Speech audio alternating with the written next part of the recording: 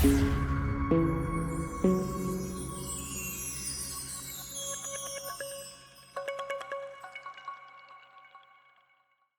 a cozy corner of the world, where the pond sparkled under the sun's rays and the reeds rustled their eternal song, lived a little duckling named Quacka.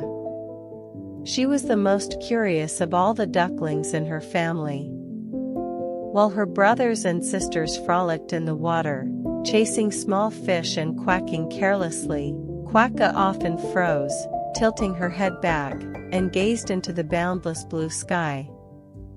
High, high above, majestic cranes soared, their wings drawing invisible patterns in the clouds. Quacka felt her little heart tremble with delight and an inexplicable longing. She dreamed of flying. Her mother, an experienced duck with wise eyes, often sighed as she watched her dreamy daughter. "Winter will come soon, Quacka," she said in a soft but firm voice. "The cold will arrive, the water will freeze over, and we will all have to fly south, to where the sun shines all year round. But you, my dear, still can't fly. Your little wings are so small, and your takeoff is unsteady." Quacka tried her best. Every day she came to the widest part of the pond's shore, where there was enough space for a run-up. She spread her still weak wings, which felt heavy and disobedient, and began to flap them with incredible diligence. She ran across the water, her webbed feet pushing off the surface, but all she managed was an awkward hop, from which she immediately plopped back into the water, raising a fountain of splashes. Drops of water, like tiny tears, hung from her beak from frustration. Meeting wise shell and loyal friends. One day, when Quacka fell yet again, feeling despair rise in her throat, an old, wise turtle named Shell slowly crawled up to her. Her shell was covered in moss, and her eyes exuded such calm that it immediately felt easier to be near her. "What's wrong, little Quacka? Why are your shoulders so slumped, and your eyes so sad?" Shell asked softly, stretching out her wrinkled neck. "Oh, Shell," Quacka sobbed, her voice trembling. I can't learn to fly. I try so hard, but my wings just won't obey me. All the other ducks will fly away, and I'll be left here, all alone, in the cold." Shell moved closer, her voice sounding like the rustle of autumn leaves. "Don't be sad, Quacka. Flying isn't just about flapping your wings. It's also about believing in yourself, perseverance, and patience. Remember how I learned to catch the fastest dragonfly? It seemed impossible for a turtle and a dragonfly. But I waited, I was patient, and eventually, it landed right on my nose. Everything in its own time, my dear. The main thing is not to give up." At that moment, as if from nowhere, appeared the cheerful frog named Croaker. He was the liveliest and bounciest in the area, and his bright green skin shimmered in the sun. Following him, scurrying on his tiny paws, ran the nimble mouse named Squeak. Squeak was incredibly fast and possessed a sharp mind, always finding a way out of any situation. "What's wrong, Quacka? Why are you as sour as an unripe berry?" Croaker croaked, his large, beady eyes wide with surprise. I can't learn to fly," Quacka repeated sadly. "What do you mean you can't?" "You certainly can," exclaimed Squeak, his whiskers trembling with indignation. "You're Quacka, the most stubborn and determined duckling in our pond. We'll help you. We'll be your team. Our special, unique team. Trials and joint training. And so, under the guidance of wise Shell, the friends developed the flight plan. Quacka, you must understand that every muscle in your wings is important, Shell began. I will observe you, Quacka, and we will analyze every one of your jumps. Not just strength is important, but also coordination and breathing. And I'll be your loudest and best cheerleader. Croaker happily croaked, his vocal sac inflating with anticipation. Every time you try, I'll shout so loud you'll hear me even in the clouds. Higher, Quacka. You can do it. Don't give up. And I'll be your personal speed and efficiency coach. Squeak squeaked, his little eyes burning with excitement.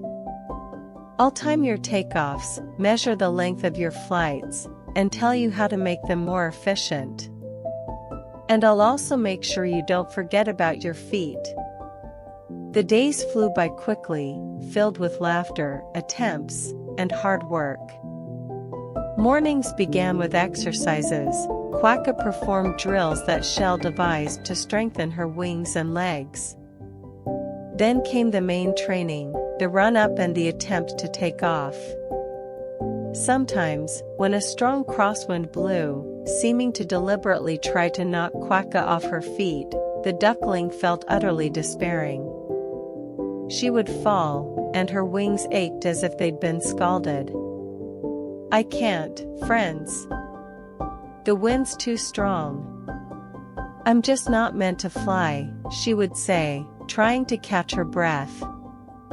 Hey, what are you talking about? Croaker indignantly croaked, hopping on a hummock. The wind is your ally. It will help you stay in the air. You just need to learn to use it, not fight it. That's right, Croaker, Shell approved. The wind is not an enemy, but a teacher. It shows your weak spots.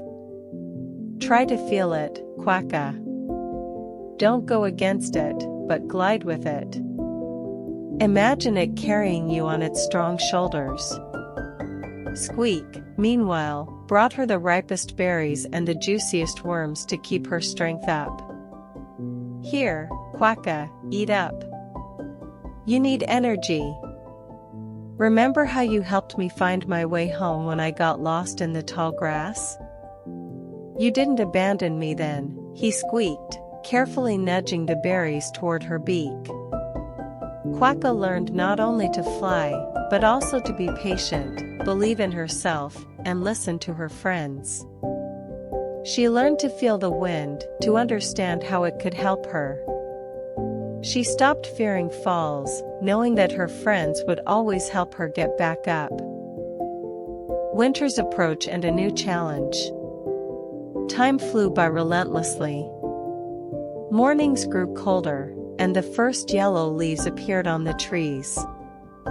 The anxious calls of migrating birds, gathering in flocks, were heard more and more often in the air. One night, as the moon hung high in the sky, Quacka overheard the quiet, but anxious conversations of the adult ducks. Tomorrow, at dawn, we depart, croaked the old lead duck. The first frosts are already upon us. We can't waste a minute. Quacka's heart sank. She looked at her wings, which, though stronger, still couldn't lift her high or for long. The next morning, Quacka was full of determination. Today, friends, she said with a trembling voice, today I must do it. All morning she trained with double effort. Every muscle in her body tensed, every wing flap was conscious. She felt the wind lift her, but she still lacked height and confidence. At noon, when the first light, downy snowflakes began to swirl in the air, the flock of ducks gathered on the largest expanse of water. Their anxious calls echoed over the pond. Quacka, it's time, called her mother duck, her voice filled with worry. Quacka looked at her friends. Shell, Croaker, and Squeak stood on the shore, their eyes full of hope and apprehension. "One last try, Quacka," Shell shouted, her voice surprisingly loud. "Remember everything we taught you. Believe in yourself. Go, Quacka. You're the best. Show them all." Croaker croaked, jumping as high as he could. "Run. Faster.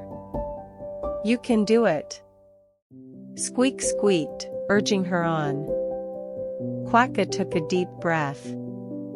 She ran across the water, her webbed feet pushing off the surface with unprecedented force.